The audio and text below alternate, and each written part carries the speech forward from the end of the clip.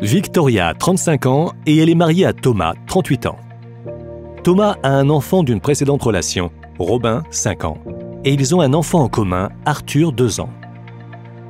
Lors d'un rendez-vous avec son conseiller, celui-ci fait remarquer à Victoria qu'il serait peut-être intéressant pour elle de réétudier la clause bénéficiaire de son contrat d'assurance vie souscrit quand elle avait 20 ans. « Ma quoi ?» lui demande Victoria. « La clause bénéficiaire », lui explique son conseiller.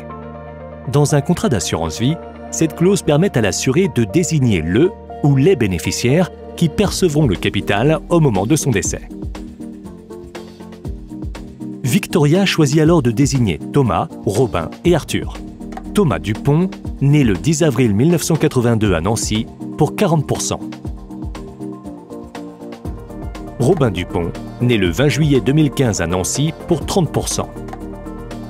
Mon fils, Arthur Dupont, né le 23 juin 2018 à Paris, pour 30%. Vivant ou représenté. Et de terminer par la clause de sauvegarde. À défaut, mes héritiers. Pour ne pas laisser le contrat sans bénéficiaire désigné. Il est très important que les bénéficiaires soient clairement désignés pour faciliter leur identification et le versement du capital postérieurement au décès.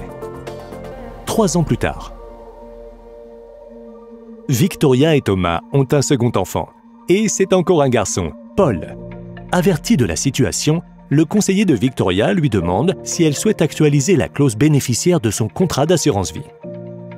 Victoria décide de rajouter Paul et de modifier la répartition du capital. Mon fils Paul Dupont, né le 2 septembre 2020 à Paris, pour 30%. 10 ans plus tard, Victoria et Thomas ont divorcé.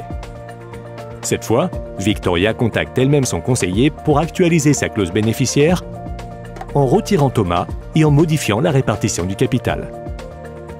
Il est en effet conseillé de vérifier régulièrement sa clause bénéficiaire, au moins à chaque étape importante de sa vie, pour s'assurer qu'elle répond toujours à ses souhaits.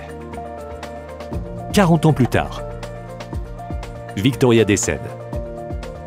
Le capital de son assurance vie revient à ses bénéficiaires, Robin, Arthur et Paul.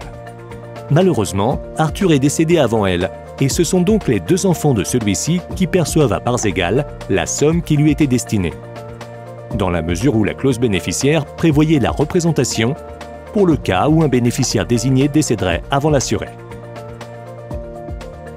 Pour résumer, la clause bénéficiaire d'un contrat assurance vie permet de désigner la ou les personnes qui recevront le capital au moment du décès de l'adhérent assuré. Doit être rédigée le plus clairement possible et sans ambiguïté afin d'identifier facilement les bénéficiaires et d'éviter tout problème d'interprétation. Peut être actualisée à tout moment en l'absence de bénéficiaire acceptant ou avec son accord.